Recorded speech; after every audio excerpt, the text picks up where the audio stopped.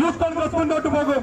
ഏതെല്ലാം പ്രതിബന്ധങ്ങളുണ്ടെങ്കിലും അടിച്ചമർത്തലുകളുണ്ടെങ്കിലും പിണറായി വിജയന്റെ നരാധമ ജനാധിപത്യ വിരുദ്ധ സദസ്സിന് വിരുദ്ധ ഗവൺമെന്റിനെതിരായി അതിശക്തമായിട്ടുള്ള പോരാട്ടവുമായി യൂത്ത് കോൺഗ്രസ് മുന്നോട്ട് പോകുമെന്ന് മാത്രം ഈ സന്ദർഭത്തിൽ സൂചിപ്പിച്ചുകൊണ്ട് ഈ പ്രതിഷേധ സമരം ഔപചാരികമായി ഉദ്ഘാടനം ചെയ്യുന്നതിന് വേണ്ടി ആരാധ്യയായ വിദ്യേച്ചിയെ വിനയപുരസ്സരം ക്ഷണിക്കുന്നു. കേരളത്തിലെ തെരുവോരങ്ങളിൽ ജനാധിപത്യപരമായ മാർഗത്തിലൂടെ സമരം ചെയ്തതിന്റെ അടിസ്ഥാനത്തിൽ കേരളത്തിലെ പോലീസ് അറസ്റ്റ് ചെയ്ത് അദ്ദേഹം ഇന്ന് 8ാം ദിവസം ജയിലിലഴിക്കൽ കഴിയുകയാണ്.